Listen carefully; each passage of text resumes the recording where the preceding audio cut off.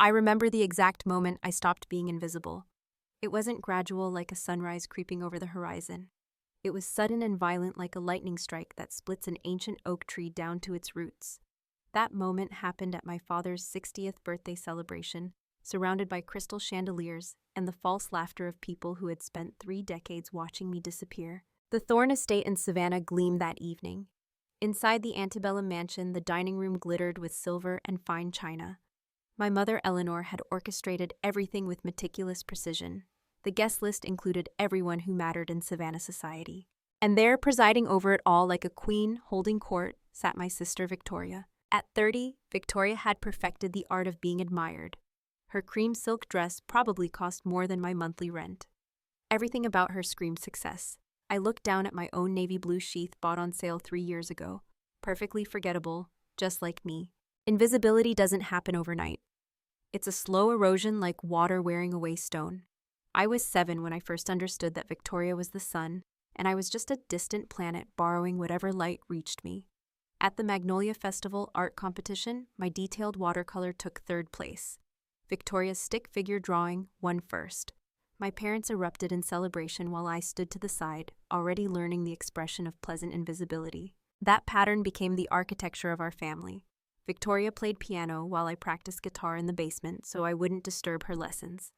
She made cheerleading while I became debate team captain, but my competitions always fell on the same days as her games. I quickly learned whose events the family would attend. By 16, I had cataloged every slight, every comparison, every moment of unequal treatment, like evidence for a trial that would never take place. But I also learned to survive. I learned to celebrate achievements privately, to not expect recognition to be useful since I couldn't be admired. I became the family problem solver so good at being helpful that people stopped seeing me as a person and started seeing me as a function. When I was 17, my grandmother Thorne died. She was my father's mother, a formidable woman who had built her own successful real estate business in the 1960s, when women weren't supposed to do such things.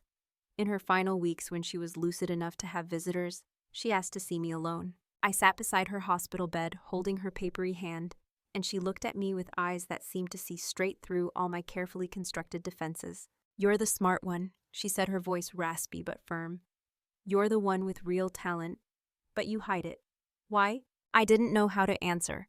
How do you explain to someone that you've learned to make yourself small because taking up space feels dangerous? "Your father is a fool," she continued. "He's so dazzled by Victoria's shine that he can't see you're made of different material, stronger material. Gold doesn't need to glitter to be valuable, child. Remember that." She left me $50,000 in her will. It was a significant sum, carefully separated from the main family inheritance with specific instructions that it was to be mine alone, not to be absorbed into family finances or used for family purposes. The lawyer who read the will emphasized this point 3 times, looking directly at my father as he did so. My father's face had tightened with anger. After the reading, he pulled me aside and said, "Your grandmother was a difficult woman in her later years. Dementia probably. Don't let this money give you ideas about being better than your sister." I should have recognized that moment for what it was. A warning, a threat. A clear statement that my father's version of family hierarchy was not to be challenged even by his own dead mother. But I was 18 and still desperately hopeful that I could earn his love if I just tried hard enough. So I did what I always did. I made myself useful. I went to college in Savannah so I could stay close to home. I majored in architectural preservation, a field I loved, but which my father dismissed as playing with old buildings. I worked part-time jobs to cover expenses my scholarship didn't pay for, never asking my parents for money, even though Victoria's credit card bills, which I occasionally glimpsed on my father's desk, exceeded my entire annual budget.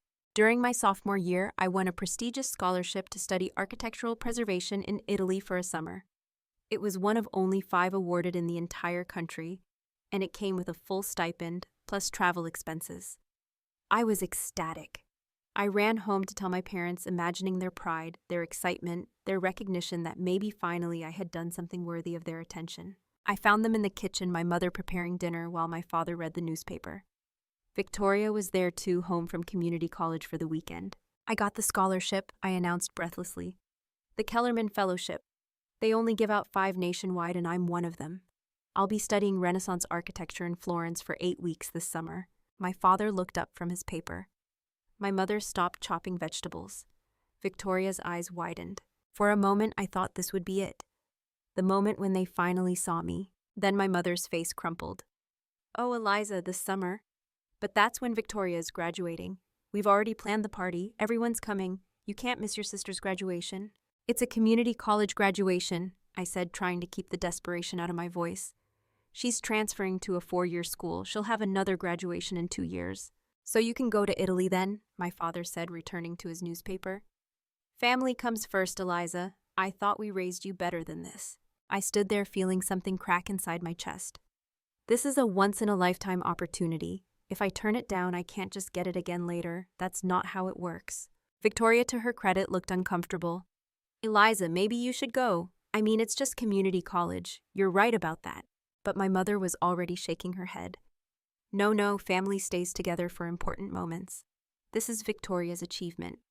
We celebrate together. She turned to me, her eyes pleading. "Please, Eliza, don't make this difficult. Don't be selfish." And there it was, the word that had been used to control me my entire life. Selfish. Wanting recognition was selfish. Pursuing opportunities was selfish. Taking up space was selfish. Being visible was selfish. I heard myself say, "Okay, I'll stay." The relief on my mother's face was immediate. My father nodded approvingly and returned to his paper. Victoria looked at me with something that might have been pity or gratitude or both. I went to my room and called the fellowship coordinator. I explained that due to a family obligation, I would need to decline the scholarship. She was shocked. She tried to convince me otherwise, explaining again how competitive the fellowship was, how it could change the trajectory of my career. But I had already made my decision. Or rather, my family had made it for me and I had simply agreed. Later, after I had hung up the phone and sat staring at the wall of my childhood bedroom, my mother came in. She sat beside me on the bed and put her arm around my shoulders. "Thank you for being reasonable," she said softly. "I know you're disappointed, but family has to come first. And Eliza, maybe don't mention the scholarship to people at the party. It might make Victoria feel bad, since she didn't get anything like that." I looked at my mother, then really looked at her. She was a beautiful woman, well-preserved and elegant, with the kind of soft southern charm that made people want to please her. But in that moment, I saw something else. I saw someone who had been managing her daughter's rivalry for so long that she had lost sight of fairness. She genuinely believed that protecting Victoria's feelings was more important than celebrating my achievements. And she had convinced herself that this was love, that this was good parenting. "Sure, Mom," I heard myself say. "I won't mention it." And I didn't. Not at the party, which was lavish and lovely and entirely focused on Victoria's achievement of completing 2 years at a school with a 70% acceptance rate. Not to my extended family, who asked me how college was going and seemed to lose interest when I said fine. Not even to my closest friends, because by then, I had internalized the lesson that my accomplishments were something to hide, something that might make other people uncomfortable. The summer I should have spent in Florence, I spent working at my father's office, filing documents and answering phones.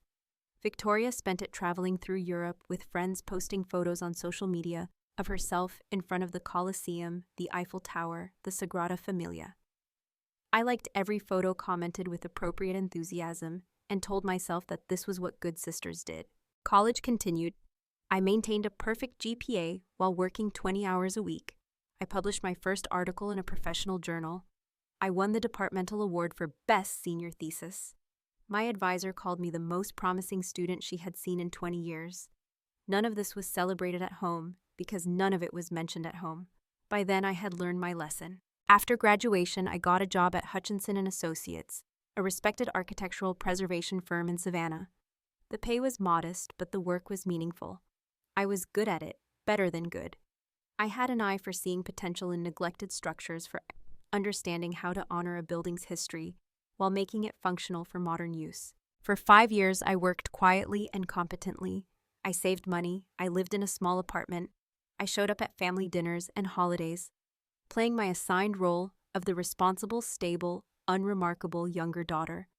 Victoria, meanwhile, had started an interior design business that was funded by my father and sustained by his connections. She was featured in magazines. She appeared at charity galas. She married a wealthy lawyer in a wedding that cost more than I had earned in my entire working life. I stood in that wedding as a bridesmaid, wearing a dress I couldn't afford. smiling for photos, making toasts, and feeling like a ghost at my own sister's celebration. But I was useful. That was my value. That was my role. When my mother was diagnosed with breast cancer 3 years ago, I was the one who rearranged my work schedule to drive her to chemotherapy appointments. Victoria was too busy with her business, too overwhelmed by the stress of it all. My father was handling it by throwing himself into work, so it fell to me as it always did. I sat with my mother in sterile treatment rooms, holding her hand while poison dripped into her veins, saving her life while making her miserable. We had hours together, just the two of us, and I thought maybe this would be when we finally connected, when she finally saw me. But even then, weak and sick and frightened, my mother's primary concern was managing everyone else's comfort. She made me promise not to tell extended family how bad it was because she didn't want them to worry. She made me coordinate with Victoria's schedule so that Victoria could visit at times that were convenient for her business. She made me assure my father that everything at home was under control so he didn't have to alter his routine. And when she was declared in remission 8 months later, the celebration dinner was all about her gratitude to my father for his steadfast support and to Victoria for being her emotional rock. My name was mentioned once in passing and of course Eliza helped too. I told myself it didn't matter. I told myself I was doing this out of love, not for recognition. But late at night alone in my apartment, I would feel something dark and bitter churning in my chest. I would feel anger that I immediately tried to suppress, because good daughters didn't feel angry. Good daughters were grateful for the opportunity to help. Then came the financial crisis. 5 years ago, my father's company ran into trouble. I only knew about it because I happened to be at my parents' house when my father received a call from his accountant. I was in the kitchen with my mother, and we both heard him shout from his office. When he emerged, his face was gray. "We're in trouble," he said to my mother. "Serious trouble. That land deal in South Carolina fell through and we've got creditors demanding payment. If I can't come up with cash by the end of the month, we're going to lose everything." My mother's hand flew to her mouth. "How much do we need?" $50,000 to cover the immediate debt. Then we can restructure and buy some time. $50,000. The exact amount my grandmother had left me. The money I had carefully saved and invested, watching it grow slowly and steadily. The money that represented my security, my emergency fund, my seed capital for someday starting my own firm. The money that was supposed to be mine. "I have it," I heard myself say. Both my parents turned to look at me as if they had forgotten I was in the room. "Grandmother's inheritance," I continued. "I can transfer it to the company." I watched my father's face transform from shock to relief to something like calculation. "Eliza, that's your money." "It's family money," I said, because that's what I had been taught to believe. And family helps family. "Are you sure?" my mother asked, but her tone made it clear what answer she expected. "I'm sure." The transfer was completed the next day. $50,000 moved from my account to Thorn Industries' operating fund. My father hugged me, something he rarely did. My mother cried and called me her selfless girl. Victoria, who had been in Europe with her husband when all this happened, sent a text that said, "Thanks for helping, Dad, you're the best." No one asked if I needed the money. No one offered to pay me back. No one suggested this should be treated as a loan rather than a gift. The assumption was simply that my resources were family resources available for use when needed, and I told myself it was fine. I told myself this was what love looked like. I told myself that sacrificing for family was noble and good and right, but I also started keeping careful records. I documented the transfer. I saved emails. Some part of me, some part I didn't want to acknowledge, knew that someday I might need proof of what I had done. The company stabilized. My father's business recovered. Within 2 years, Thorn Industries was more profitable than ever. My parents bought a new Mercedes. They renovated their kitchen. They took a month-long trip to Southeast Asia. No one ever mentioned the $50,000 again. No one offered to repay me. When I carefully, obliquely brought it up once at a family dinner, my father waved it away. "That was a loan from your inheritance, sweetheart. Consider it an investment in the family business. You'll get it back eventually." Eventually, a word that meant never. Victoria's design business continued to thrive, or at least appeared to. She was constantly in the society pages, featured in magazines, photographed at events. My parents glowed with pride. At every family gathering, I heard updates about Victoria's latest client, Victoria's latest project, Victoria's latest achievement. When I mentioned my own work, the response was polite disinterest. "That's nice, dear." "How interesting." Well, buildings do need preserving, I suppose. I had learned not to expect more. I had learned to celebrate my professional victories privately, to treat recognition at work as sufficient to stop hoping my family would ever see me clearly. But then came the article. 2 months before my father's birthday party, Victoria's design firm was featured in Southern Living magazine. It was a major coup, the kind of publicity that could make a career. The article was glowing, praising her innovative designs and her ability to blend modern aesthetics with Southern charm. There were photos of her projects, interviews with satisfied clients, and a personal profile that painted her as a rising star in the design world. My parents were ecstatic. They threw a celebration dinner. They bought dozens of copies of the magazine. They sent the article to everyone they knew. I read the article carefully and something nagged at me. Some of the projects looked familiar, very familiar, and then I realized why. 3 years ago, Victoria had called me in a panic. She had landed a major client, someone with a historic home that needed extensive renovation. She was overwhelmed, she said. She didn't know where to start. Could I help her just this once? I had spent 2 weeks working on plans for that house, researching the historical period, designing solutions that would preserve the architectural integrity while modernizing the systems, creating drawings and specifications. I had done it in the evenings and on weekends, in addition to my regular job, because that's what sisters did. They helped each other. Victoria had been grateful, effusive in her thanks. She took me to dinner, bought me flowers, told me she couldn't have done it without me. Now, looking at the magazine article, I saw that house featured prominently. The work I had designed was being attributed entirely to Victoria. There was no mention of me, no acknowledgement of my contribution. The article praised Victoria's impressive understanding of historical preservation and her innovative approach to adaptive reuse phrases that meant she had taken my work and claimed it as her own. I called her. Victoria, I need to talk to you about the Southern Living article.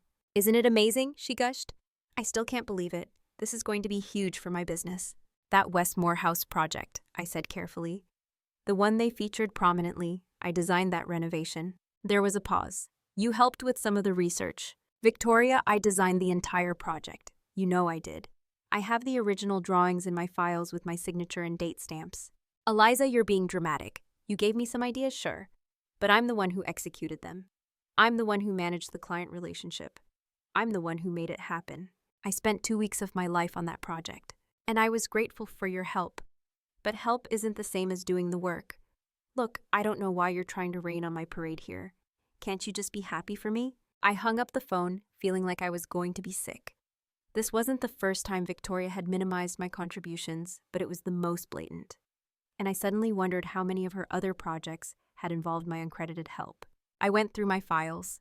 Over the years, Victoria had asked for my assistance on 7 different projects. Sometimes it was just a quick consultation. Sometimes it was help with some tricky historical details. Sometimes it was, I'm stuck and I need your expert eye. Every time I had helped. Because that's what I did. That's who I was. The helpful one, the useful one, the one who made other people look good. But now, looking at the accumulation of my unpaid, uncredited labor, I felt something I had never let myself feel before. Rage, pure uncomplicated rage.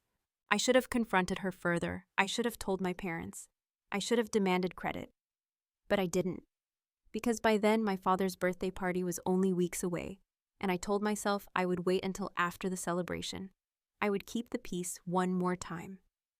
I would be the good daughter one more time. I would regret that decision. The night of the party, I arrived early to help my mother with last-minute preparations. She was in the kitchen directing the catering staff, and she barely looked up when I came in. Oh, good, you're here. Can you make sure the place cards are arranged correctly? And check that the bar has enough champagne, and Victoria is running late, so if you could just keep an eye on things while I get dressed, that would be wonderful. I did all of it. I arranged place cards. I checked the bar. I greeted early guests. I made sure everything was perfect for a party celebrating my father with the implicit subtext of celebrating Victoria's latest triumph. By the time the dinner began, I was exhausted and invisible.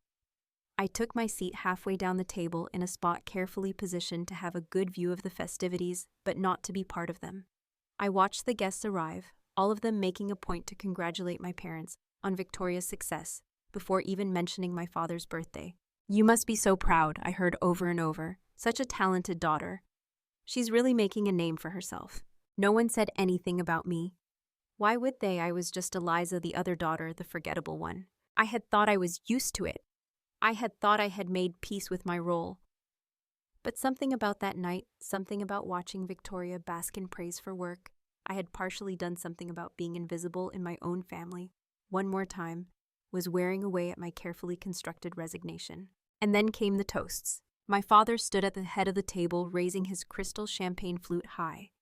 Richard Thorne, at 60, still commanded a room the way he had commanded boardrooms for 40 years. Tall, silver-haired, with the kind of presence that made people instinctively straighten their spines and pay attention. He cleared his throat, and conversation died instantly. "I want to thank you all for being here tonight." He began, his voice rich and warm, the voice that had closed million-dollar deals and charmed investors. 60 years is a milestone, they tell me. A time to reflect on what matters most.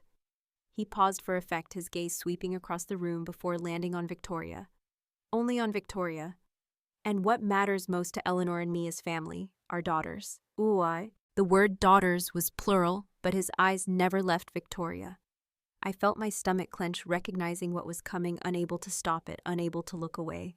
"Victoria," my father continued, his eyes actually glistening with emotion, "you have made us so proud. Your accomplishments, your grace, the way you carry the Thorne name with such distinction. You graduated summa cum laude from Emory.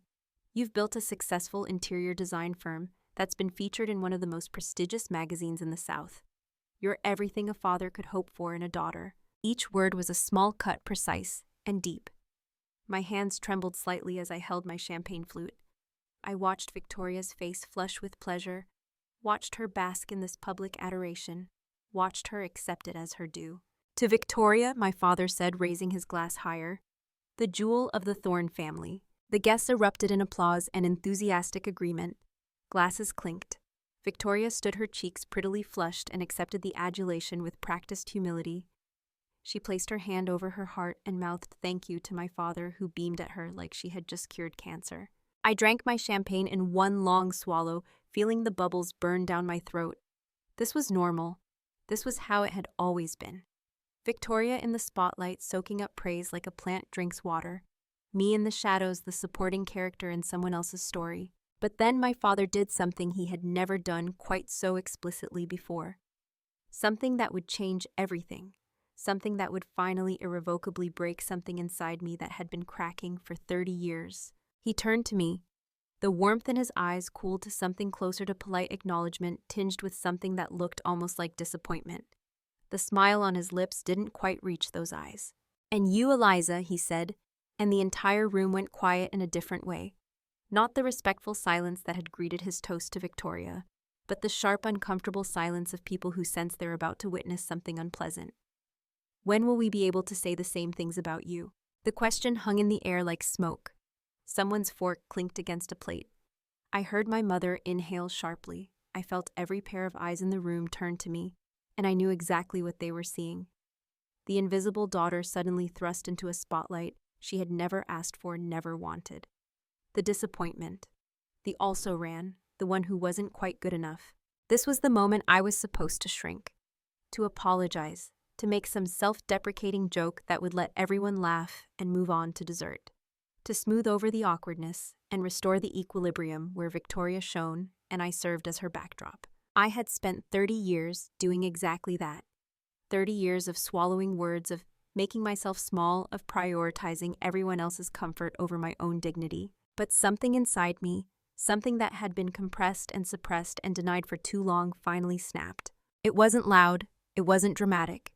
It was the sound of a rope that had been pulled too tight for too long, finally fraying through its last thread. I set my champagne glass down on the table with deliberate care, but the crystal base hit the wood harder than I intended.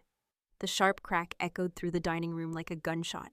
Every eye was on me, every breath held. I could feel the weight of expectation, the demand that I play my role, that I apologize for existing, that I make this moment comfortable for everyone else. Instead, I stood up. "Perhaps," I said, my voice surprisingly steady, surprisingly clear, cutting through the silence like a blade, "when you stop comparing me to Victoria." My mother's fork clattered to her plate. The sound seemed impossibly loud in the sudden stillness. Victoria's face went pale, her carefully applied makeup suddenly standing out starkly against skin that had lost all its color. My father's eyes narrowed, a muscle in his jaw, twitching, his hand tightening around his champagne flute. For a moment, Shantan, I thought he might actually throw me out right then and there. For a moment, I saw him calculate whether to shut me down with his authority to remind me who had the power in this family. But I wasn't finished. 30 years of silence, of swallowing words, of making myself small, of watching my achievements disappear and my labor go unrecognized, came pouring out of me like water from a broken dam. And I was just getting started. "Do you want to know something, Father?" I continued, and my voice was getting stronger with each word, fueled by 3 decades of accumulated grievances. "Do you remember my debate competition when I was 16, the one where I placed first in the state championship?" I could see him trying to remember. His brow furrowed, his eyes searched his memory, and I watched him fail to find it. Of course he failed. He had never bothered to catalog my achievements the way he had obsessively documented every accomplishment of Victoria's. "No," I said, and I heard the edge in my voice sharp enough to cut.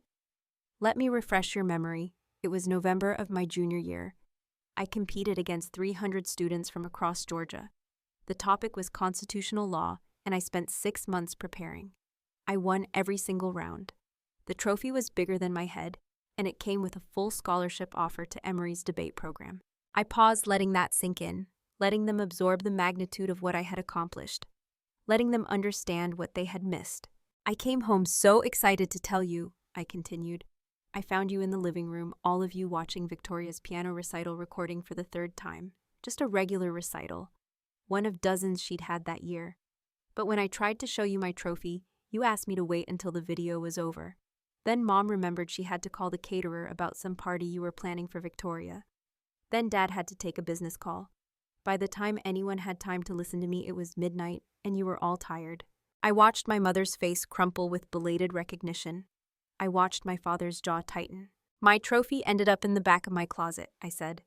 "Still in its box. I found it there when I moved out for college. The scholarship offer expired because no one reminded me to respond to it. But that's okay, because that same weekend we spent the entire family budget on celebrating Victoria's mediocre performance in a high school play." "Eliza," my mother said weakly, "that's not how I remember it." "Of course it's not," I replied. "Because you weren't paying attention. None of you were." I turned to address the room at large, these people who had been my family's friends and business associates for decades, who had watched me grow up in the background of their interactions with my family. "How many of you knew that I won a prestigious national scholarship to study architecture in Italy?" I asked. "The Kellerman Fellowship, one of only 5 awarded in the entire country." I saw blank faces staring back at me. Not one person knew. Not one person had been told. "I had to turn it down," I continued, "because it conflicted with Victoria's community college graduation party. A party that cost $20,000 for a 2-year degree from a school with a 70% acceptance rate. But my once-in-a-lifetime fellowship, that was expendable. That could be sacrificed. Because asking Victoria to have a smaller celebration or to schedule it differently was apparently unthinkable." Victoria was crying now, tears streaming down her face, leaving tracks in her makeup. But I couldn't stop. 30 years of poison needed to come out, and it was finally finding its way to the surface. "Do you know what Mom said to me after I turned down the fellowship?" I asked, my voice carrying to every corner of the room. "She said thank you for being reasonable, and maybe don't mention the scholarship to people at the party. It might make Victoria feel bad." I laughed, and it sounded harsh even to my own ears. Don't make Victoria feel bad. That was the governing principle of my entire childhood. Don't outshine Victoria. Don't draw attention to yourself. Don't make your achievements visible because they might diminish hers. Be helpful. Be useful. Be invisible. My father stood up abruptly, his chair scraping loudly against the hardwood floor. "That's enough, Eliza. You're making a scene." "A scene," I repeated. "Yes, I suppose I am. After 30 years of silence, I'm finally making a scene. How terribly inappropriate of me." I pulled out my phone, my hands shaking now, but determined. "Let me show you something," I said, opening my banking app. "This is my account history, September 15th, 2020. A transfer of $50,000 to Thorne Industries. That was my inheritance from Grandmother Thorne. The money she specifically left to me. The money she made sure was separated from the family estate because she knew she understood that I needed something that was mine alone." I held up the phone for everyone to see, turning slowly so the entire table could view the screen. When Dad's company was in trouble 5 years ago, I gave him this money, not loaned, gave. Because he needed it, And I was told that family helps family. That money represented every bit of security I had. It was my emergency fund. It was my seed capital to someday start my own firm. It was my future. I looked directly at my father now, and I saw something in his face I had never seen before. Fear. He was afraid of what else I might reveal, what other secrets I might expose. The company recovered, I continued. It's more profitable now than it's ever been. Dad bought a new Mercedes last year. Mom remodeled the kitchen. You took a month-long trip to Southeast Asia. Victoria got a $50,000 loan from the family business to expand her design firm, a loan that was forgiven after just 1 year. I paused, letting the numbers speak for themselves. But my $50,000 never mentioned again. When I tried to bring it up, Dad waved it away. He called it an investment in the family business and said I'd get it back eventually. Eventually. That word that means never. The room was utterly silent now. I could hear the grandfather clock ticking in the hallway, the soft clink of ice settling in someone's water glass, the barely audible hum of the air conditioning. No one was eating, no one was drinking. Everyone was staring at me, and for the first time in my life, I didn't care. But that's not even the worst part, I said, my voice dropping lower, more dangerous. The worst part is what happened to my mother when she was sick. My mother made a small sound of protest, her hand flying to her throat. Eliza, please. 3 years ago. I continued ignoring her plea. Mom was diagnosed with stage 2 breast cancer. It was terrifying. She needed chemotherapy, radiation, constant medical appointments. She needed someone to be there with her, to hold her hand, to drive her when she was too weak to drive herself. I turned to Victoria. Do you remember those 8 months, Victoria? Do you remember where you were? Victoria's face had gone from pale to ashen. She opened her mouth, but no words came out. You were busy, I said, answering my own question. Too busy with your design business. Too overwhelmed by the stress of Mom being sick. You visited twice during the entire treatment period. Twice. You sent flowers, you sent cards, but you didn't sit in those treatment rooms. You didn't hold her hand while poison dripped into her veins. You didn't clean up when she was too sick to make it to the bathroom. You didn't sleep on her bedroom floor on the nights when she was frightened and couldn't be alone. I looked at my father. And you, Dad. You handled it by throwing yourself into work, by being strong and not emotional, by paying the medical bills and considering that sufficient contribution. Someone had to keep the business running, my father said defensively. Someone did, I agreed. And someone else had to actually take care of her. That someone was me. I rearranged my entire work schedule. I used all my vacation days and then unpaid leave. I was at every appointment, every treatment, every follow-up. For 8 months, I put my life on hold to save hers. My mother was crying openly now, tears streaming down her face. Eliza, I was grateful. You know I was grateful. Were you? I asked. Because at the celebration dinner when you were declared in remission, you thanked Dad for his steadfast support and Victoria for being your emotional rock. My name was mentioned once. And of course, Eliza helped too. The words hung in the air, ugly and undeniable. I saw recognition dawning on faces around the table, saw people beginning to reassess everything they thought they knew about our family. But I still wasn't done. I turned back to Victoria, and what I said next would change everything. And then there's your career, I said quietly.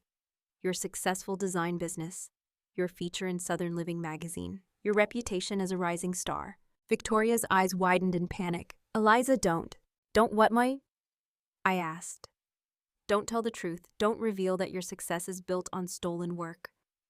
Don't expose the fact that at least half of the projects you've claimed credit for were actually designed by me. The gasps around the table were audible now. This was beyond family drama. This was professional fraud. That's not true, Victoria said, but her voice was weak, unconvincing. I pulled up my email on my phone. I have documentation, I said. Emails where you begged me for help. Design files with my digital signature and timestamps. Original sketches in my handwriting. The Westmore house that was featured so prominently in that magazine article, I designed that entire renovation. Every detail, every specification. I have the original files dated 3 weeks before you presented them to the client. I looked around the room, making eye contact with the reporter from the Savannah Tribune, who was covering my father's party, with the president of the Georgia Historical Society, with the editor of the local architecture magazine. I spent weeks on that project, I continued. I researched the historical period.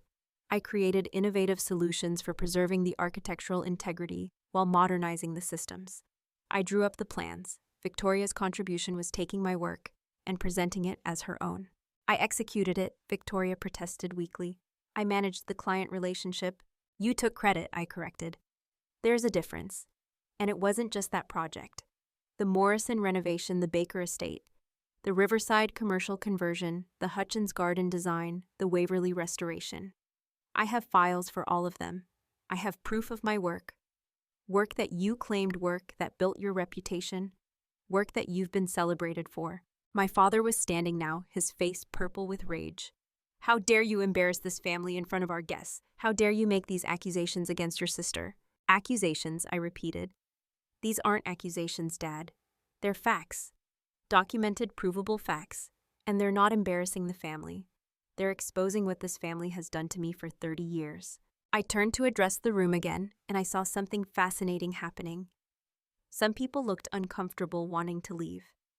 But others, particularly some of the women, were leaning forward, their faces reflecting recognition.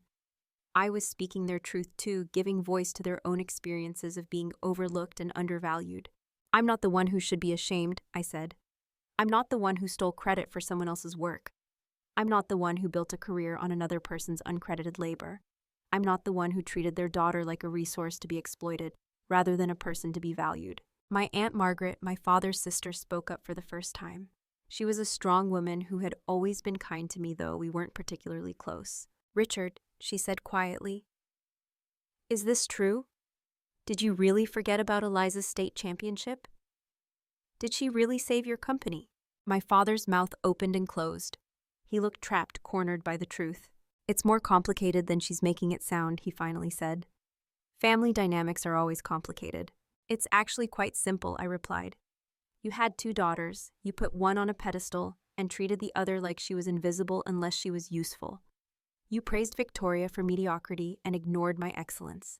You took my money, my work, my time, my achievements, and you treated them like they were your due. Like I existed to serve this family rather than being a valued member of it. We gave you everything, my mother said, her voice breaking, a home and education opportunities. You gave me survival, I corrected. But you withheld love. Or rather, you made love conditional on my invisibility. I could be loved as long as I didn't outshine Victoria, as long as I didn't ask for recognition, as long as I didn't take up space. That's not love, Mom. That's control. Eleanor Thorne had built her identity on being a perfect Southern mother, a gracious hostess, a woman who held her family together with elegance and charm. Now faced with the reality of what her family dynamics had actually looked like, she crumbled. I didn't mean to, she whispered. I was just trying to keep everyone happy. I was trying to manage the rivalry between you girls. I thought if I gave Victoria more attention, it would make up for your natural advantages. My natural advantages, I repeated, stunned. What advantages? You're smarter, my mother said, as if confessing a sin. You always were. You picked things up faster. You had more talent. I worried that if we praised you too much, Victoria would feel inadequate. So I tried to balance things by giving her more attention, more celebration. I thought I was being fair. The logic was so twisted, so fundamentally broken that I almost laughed. So you decided to handicap me, to suppress my achievements and inflate hers, to make me small so she could feel big. And you thought that was fair. I thought it was kind, my mother said weakly. It was cruel, I replied. It was cruel to both of us. You didn't help Victoria by giving her false confidence based on unearned praise. You crippled her. She never learned to build real skills because she never had to. She never developed genuine self-esteem because her self-worth was based on your manufactured reality. And me, you taught me that my worth was inversely proportional to my visibility. You taught me that being talented was something to hide, to apologize for, to suppress. I looked at Victoria, and for the first time I saw her clearly, not as my rival, not as my oppressor, but as another victim of our parents' dysfunction, damaged in different ways, but damaged nonetheless. I'm sorry, Victoria whispered. Eliza, I'm so sorry. I didn't understand. I thought I deserved it all. I thought I had earned it. I didn't see how much of my success was built on your invisible labor. I know, I said, and I meant it. You were raised to believe you were special. You were raised to believe that the world revolved around you. That's not entirely your fault.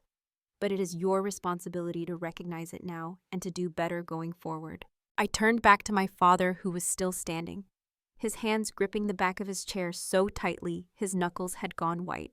"You asked when you would be able to say the same things about me that you said about Victoria," I said.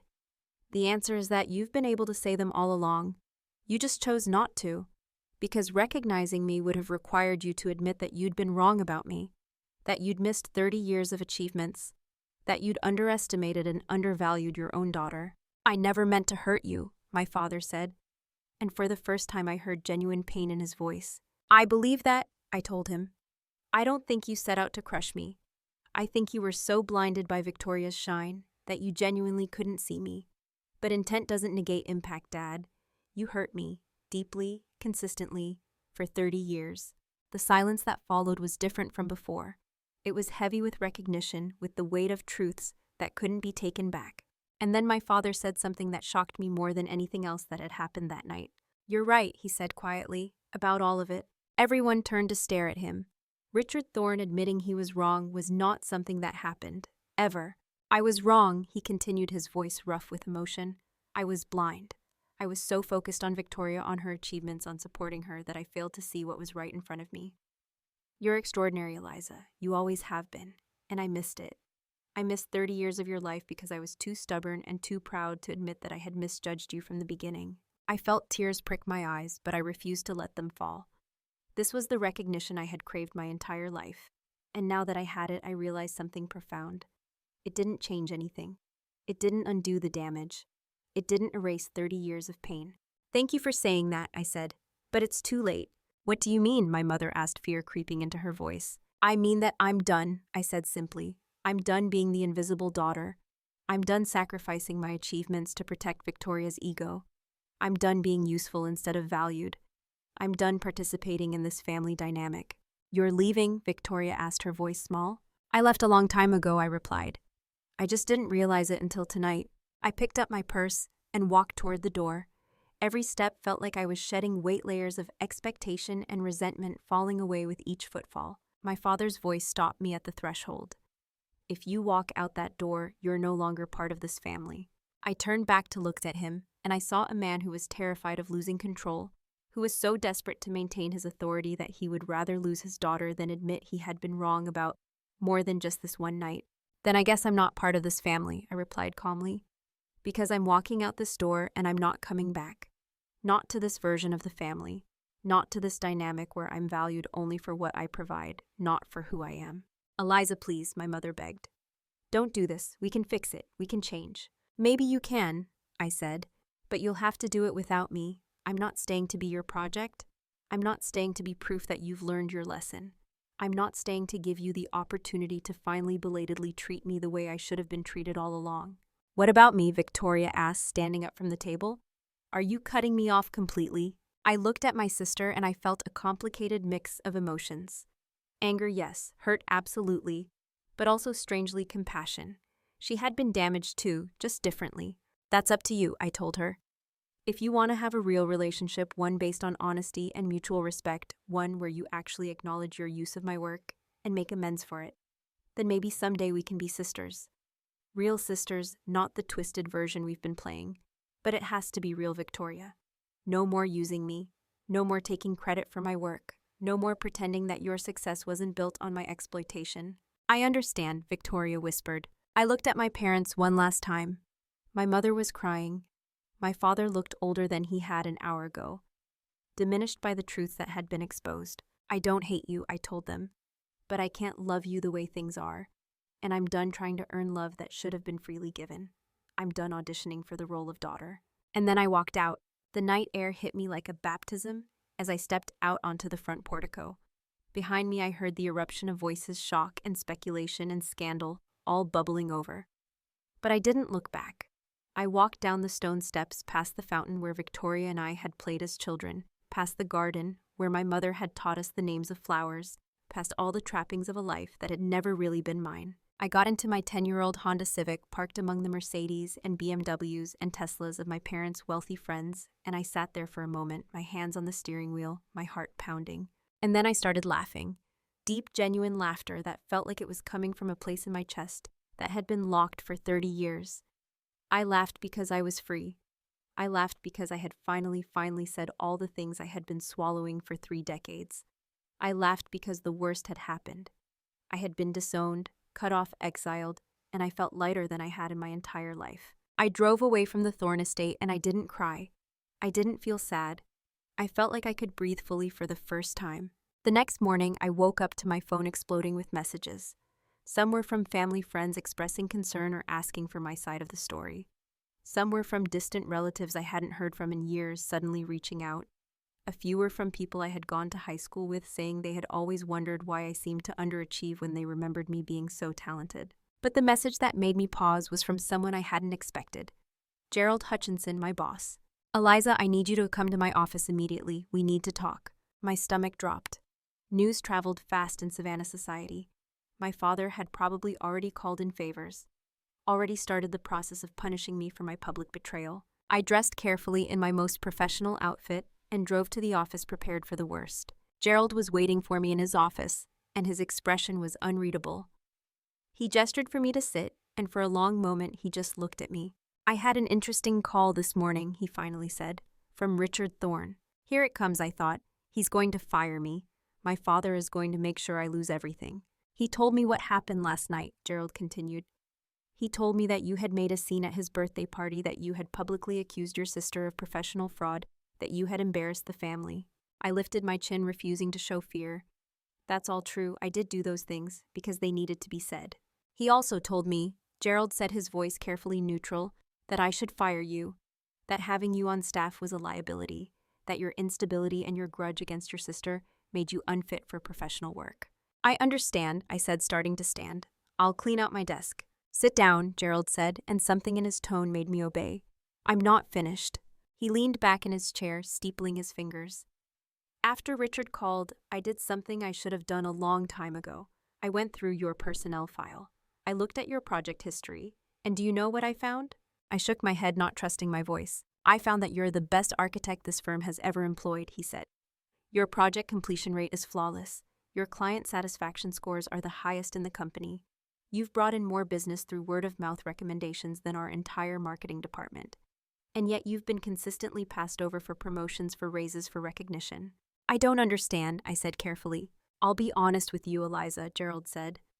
"I've let Richard Thorn's influence affect my business decisions. He's been a major client for 20 years. When he suggested that his daughter Victoria was more talented than you, I believed him. When he implied that you were reliable but unremarkable, I took him at his word. When he steered credit toward Victoria for projects you both worked on, I didn't question it." He leaned forward. "But last night, when he called demanding that I fire you, he let something slip. He said, and I quote, 'Eliza has always been difficult when she doesn't get enough attention. This is just another tantrum. Trust me, she'll come crawling back once she realizes no one else will employ her.'" Gerald's expression hardened. "That's when I realized that Richard Thorn has been systematically undermining his own daughter for years. And I've been complicit in it." I felt tears spring to my eyes. "You're not going to fire me." "Fire you," Gerald laughed. "Eliza, I'm promoting you. I'm making you a partner, effective immediately. 20% equity stake, full decision-making authority, your name on the door.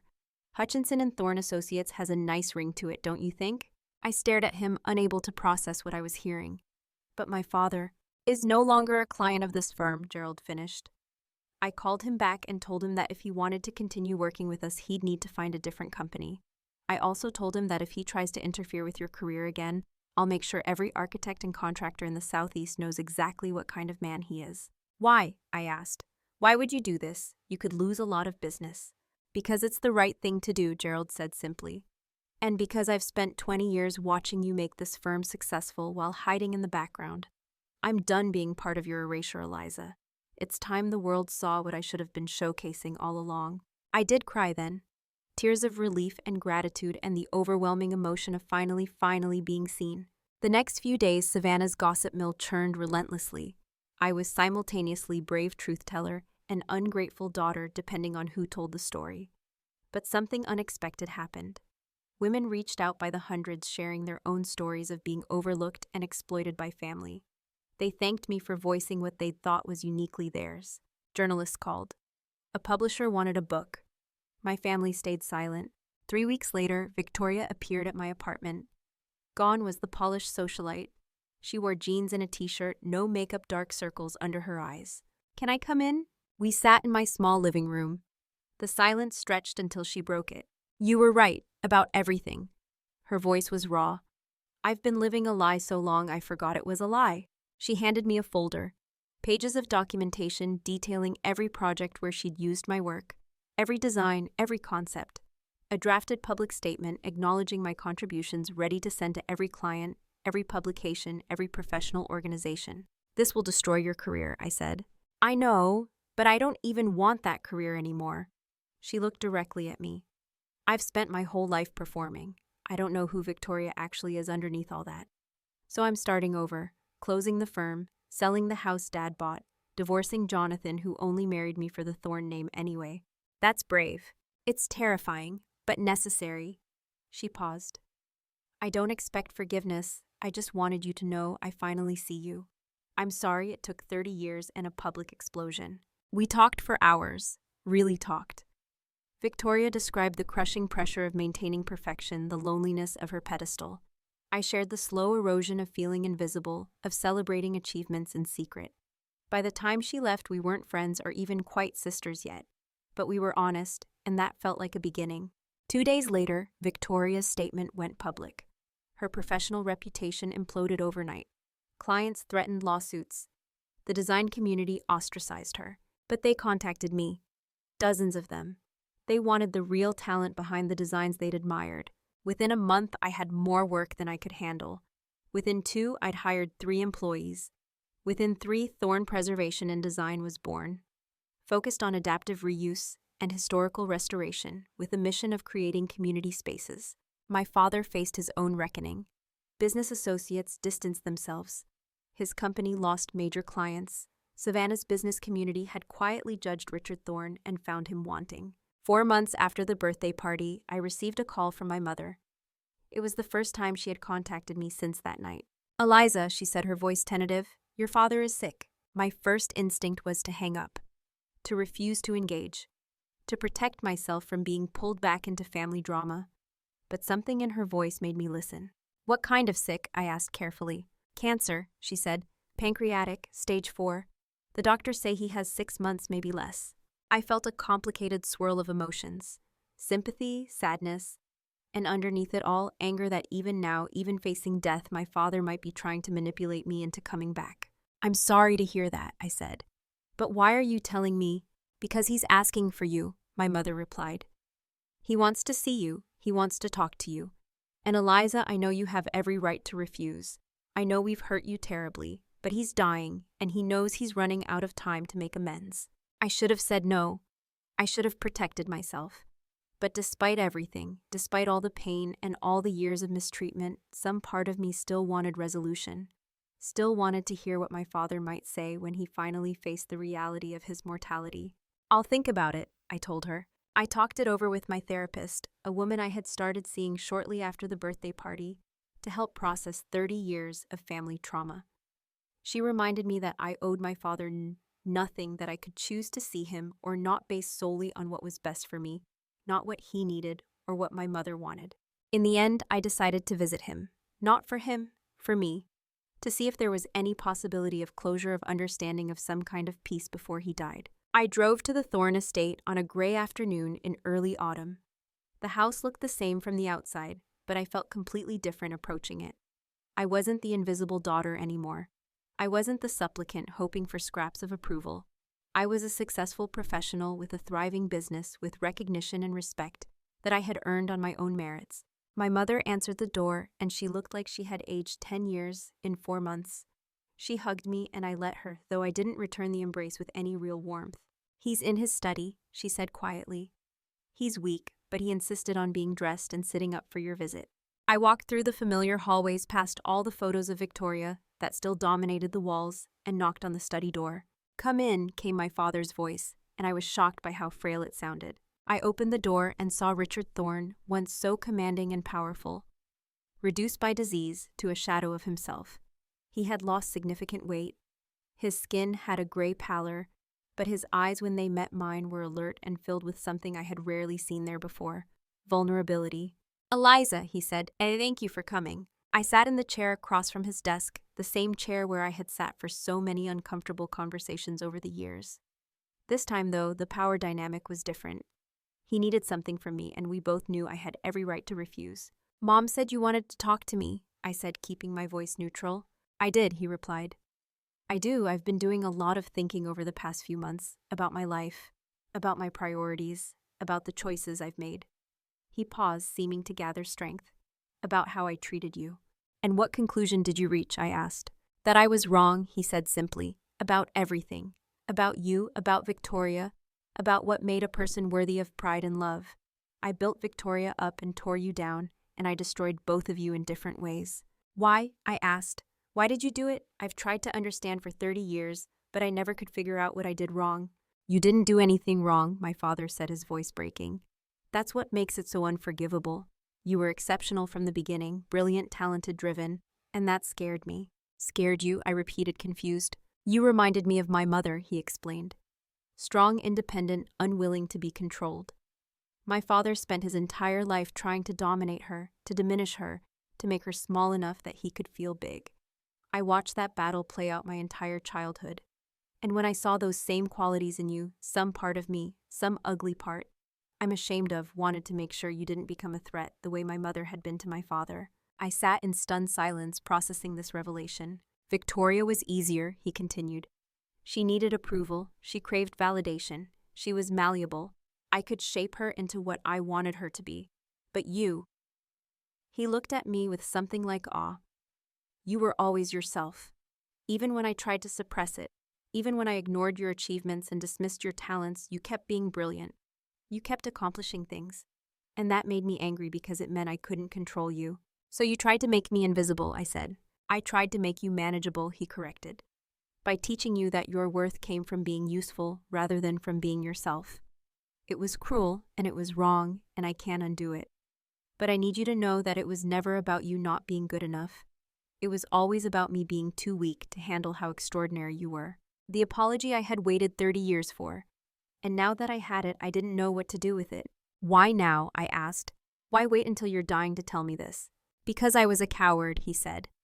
"Because admitting I was wrong meant admitting I had wasted 30 years.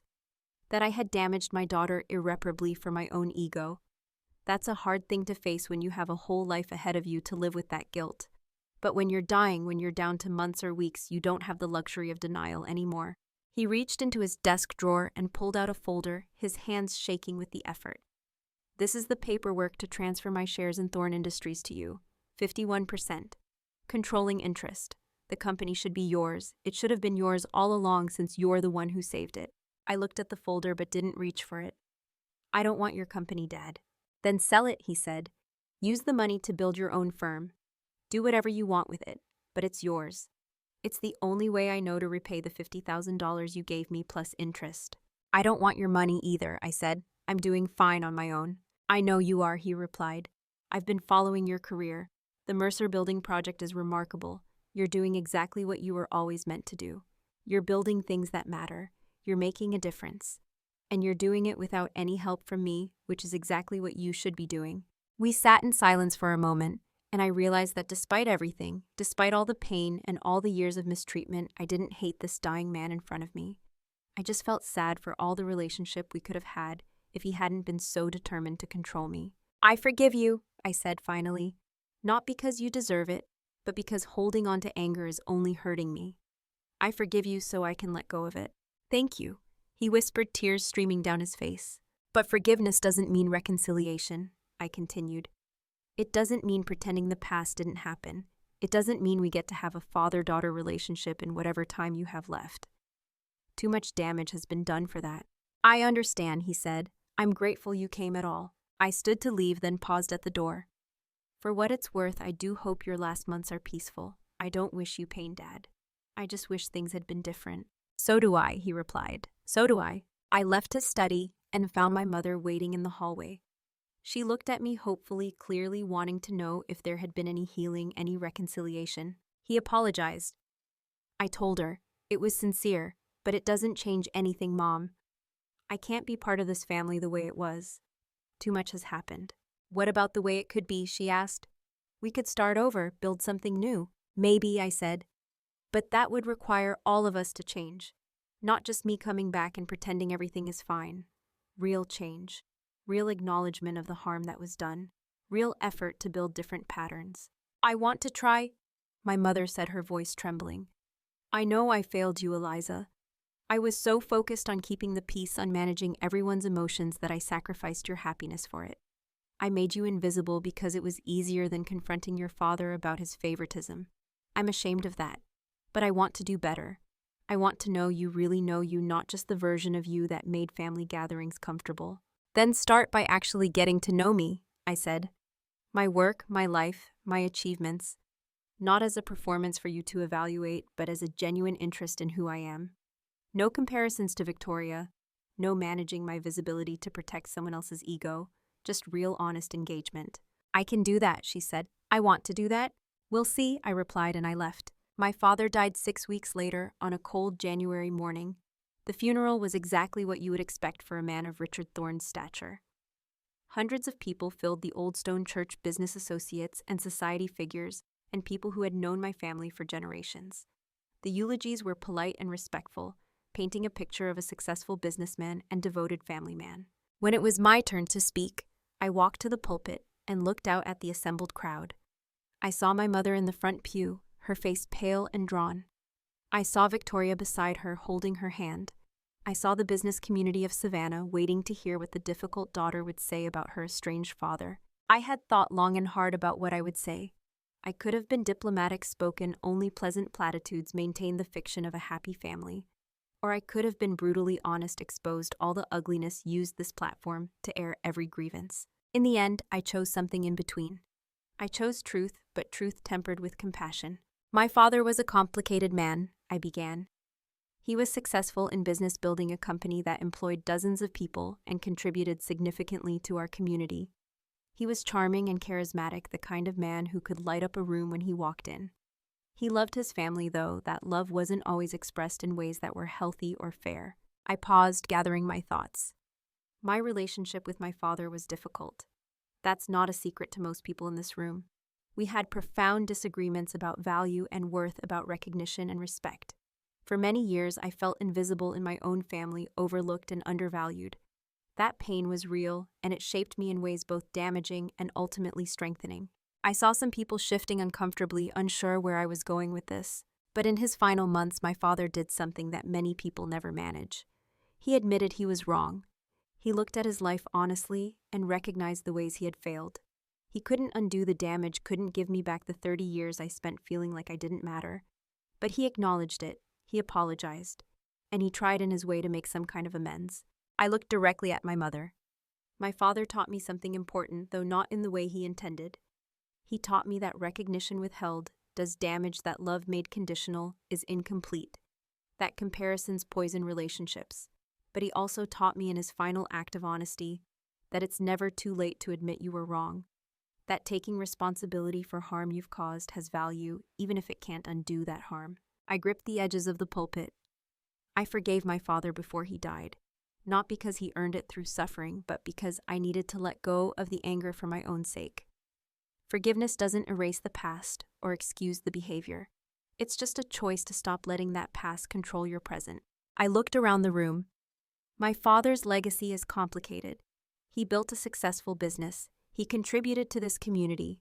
He also damaged his daughters in different ways through his favoritism and his need for control. Both things can be true. People are complex.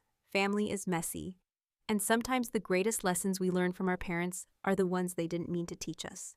I stepped down from the pulpit and returned to my seat, and the silence in the church was profound. After the service, person after person approached me.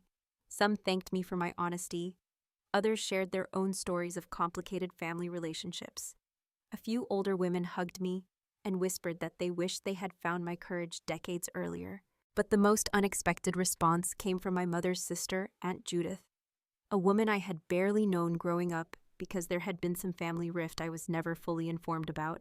"Your grandmother would be so proud of you," she said quietly. "I knew her well, you know. Before your father decided I was a bad influence and cut me out of your lives. She struggled with your grandfather the same way you struggled with your father. She tried her whole life to make him see her value, her recognize her worth.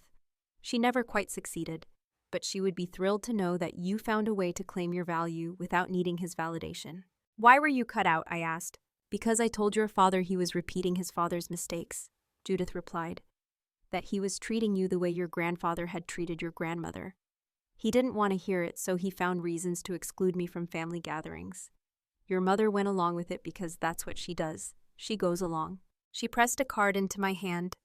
Call me sometime. I'd like to get to know the woman you've become. The real you, not the suppressed version your father preferred. I took the card, and I felt something shift. I had thought losing my immediate family meant losing all family connections. But maybe there were relationships waiting to be discovered, people who had been kept from me by the same dynamics that had kept me invisible. The months following my father's death were strange. My mother reached out regularly, tentatively, trying to build a new relationship. We met for coffee every few weeks. Awkward conversations that slowly became less awkward. She asked about my work, actually listened to my answers, asked follow-up questions. She was trying, genuinely trying, though. Decades of habits were hard to break. Victoria and I developed a cautious friendship. She had closed her design firm and was working as a sales associate at an art gallery while she figured out what she actually wanted to do with her life. We weren't close, not yet, maybe never would be, but we were honest with each other, and that was something. My business, meanwhile, was thriving beyond my wildest expectations. The Mercer Building restoration had won several prestigious awards and was featured in Architectural Digest. The publicity brought in more clients, bigger projects, opportunities I had only dreamed of. But the project that meant the most to me came from an unexpected source. David Chen, a real estate investor I had met through professional connections, approached me about a massive undertaking. An old textile mill in Charleston that had stood empty for 15 years, 5 stories of brick and steel that most people saw as a lost cause. Everyone I've consulted says it's impossible, David told me over coffee. Too deteriorated, too expensive, too much risk. But I've seen your work on the Mercer Building. I've watched you take something everyone else had written off and turn it into something extraordinary. I want to know if you can do the same with this mill. I visited the site and I fell in love. The bones of the building were incredible. Massive wooden beams, original brick walls, huge industrial windows. Yes, it was damaged. Yes, it would be expensive. Yes, it was risky. But I could see what it could become. I spent 3 weeks crafting a proposal. The mill would house affordable live workspaces for artists, ground floor retail, a community kitchen for food entrepreneurs, shared workshops, a gallery, a performance area, a place where creativity and limited resources could build dreams together. David listened, asked sharp questions, then said simply, "Yes, let's do this." 14 months of chaos followed. Contractors quit. Permits delayed. Costs spiraled. But my team believed. Chloe engineered creative financing. David mentored me through business realities. Marcus Wong stabilized the structure while preserving its soul. Diane Foster kept us on schedule through sheer will. Slowly the mill transformed. Rotted floors replaced. Windows restored. Brick cleaned. Support beams reinforced. Decades of neglect peeled away to reveal original beauty. 10 months in, my mother appeared on site. I had to see it. She stared around the vast space. "You've talked about this, but I needed to see what you were building." I toured her through, explaining each space, each preserved detail. She listened, really listened, and tears came. "All those years we didn't listen, didn't see," her voice broke. "But this, Eliza, you're not just restoring a building, you're creating opportunity, building community, making something that matters. This is who I've always been. You just weren't looking.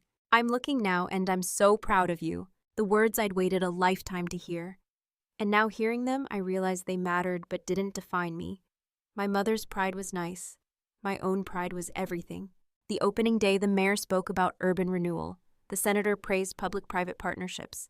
Press covered it extensively. But what mattered was the young painter, signing her first studio lease through tears.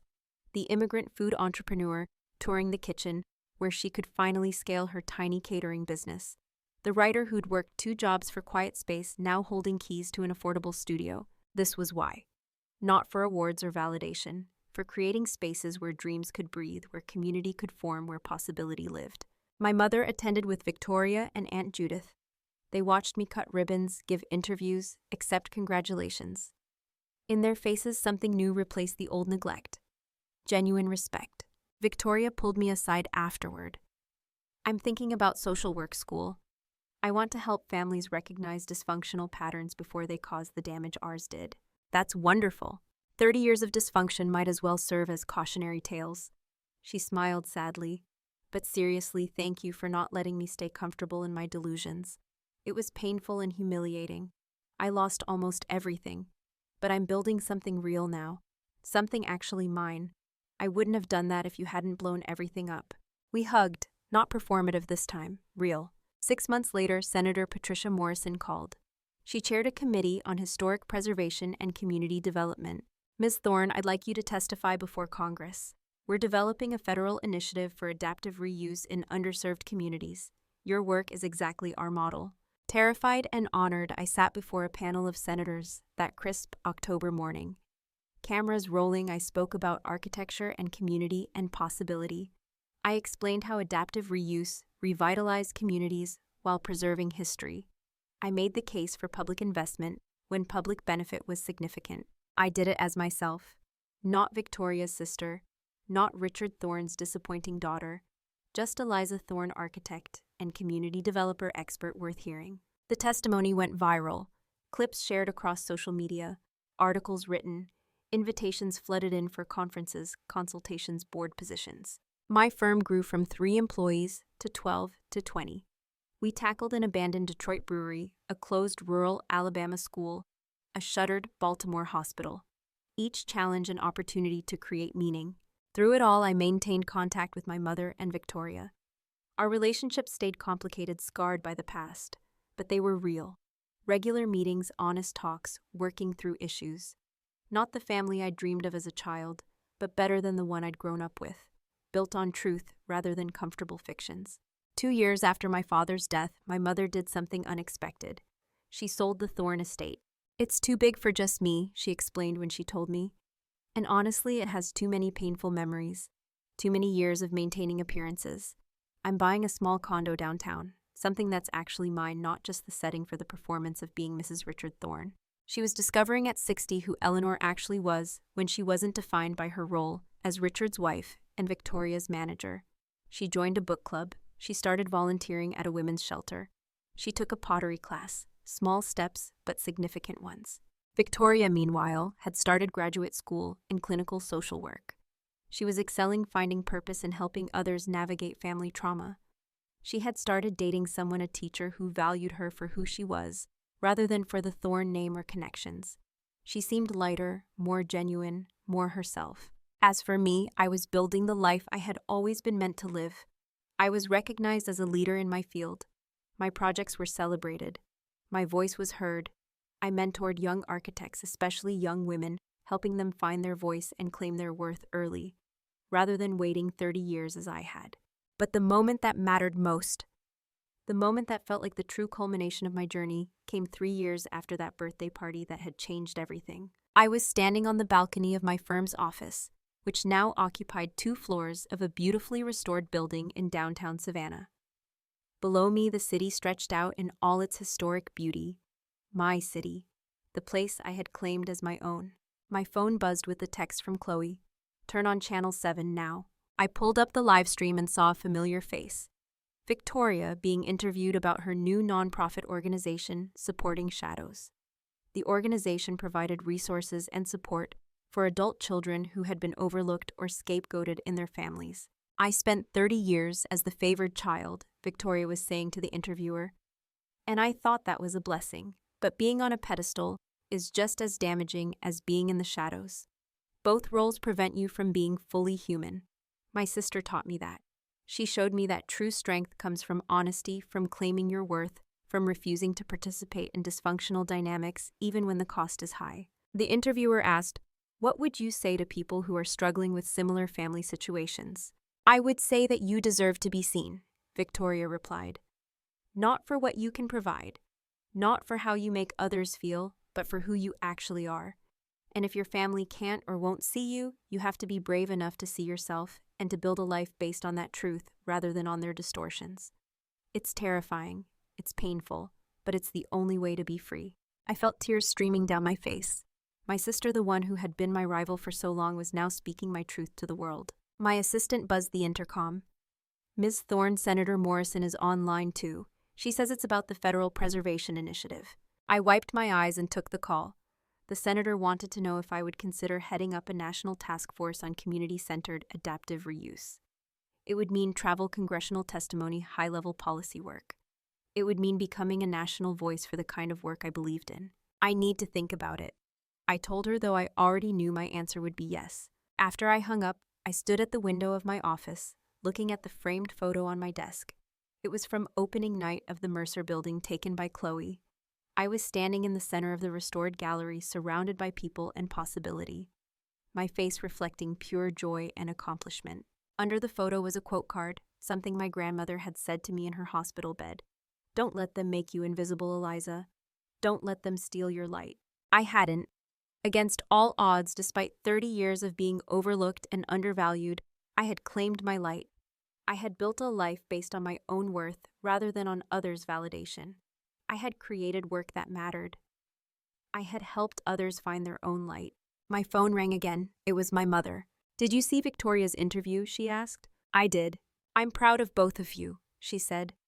"I know I don't have the right to claim any credit for how you turned out given how badly I failed you, but I'm proud anyway. You've both become extraordinary women, though you had to do it despite me rather than because of me." "We all did the best we could with what we knew," I said. "The important thing is that we're doing better now." "Coffee this week?" she asked. "I want to hear about the senator's proposal. Thursday at 10. Perfect." I hung up and looked around my office. The walls were covered with photos of completed projects, awards articles. But what mattered most were the thank you notes from tenants, from community members, from people whose lives had been changed by the spaces I had created. I had spent 30 years waiting for my family to hand me a crown of recognition and approval. And when it finally became clear that crown would never come, I had made the hardest choice of my life. I had walked away. I had let go of the dream of being seen by them, and had focused instead on seeing myself clearly. And in doing so, I had built something far more valuable than their approval could ever have been. I had built a career that mattered, relationships based on honesty, a sense of self-worth that didn't depend on anyone else's validation. I had built my own kingdom, brick by brick, project by project, choice by choice. The girl I had been sitting at that dinner table feeling invisible and worthless would barely recognize the woman I had become, confident, respected, successful on my own terms, no longer waiting for permission to shine, no longer asking for approval to take up space. As the sun set over Savannah, painting the sky in shades of gold and rose, I raised my coffee cup in a private toast. To the grandmother who had seen my worth when no one else would. To Chloe, who had stood beside me through the hardest moments. To David, who had given me opportunities based on merit rather than connections. To all the people who had helped me build this life. But mostly I toasted myself. The woman who had found the courage to walk away, who had chosen truth over comfort, who had built a crown for herself when no one else would give her one. The shadows that had once defined me were gone. In their place was light, brilliant and undeniable, shining from within. Light that I had kindled myself, that I had nurtured through years of doubt and pain, that now blazed bright enough to illuminate not just my own path, but the paths of others. I was no longer waiting for anyone to hand me a crown. I had built my own kingdom, and I ruled it with wisdom earned through pain, strength, forged in adversity, and a joy that was mine alone, and that I finally understood was the only crown that had ever mattered.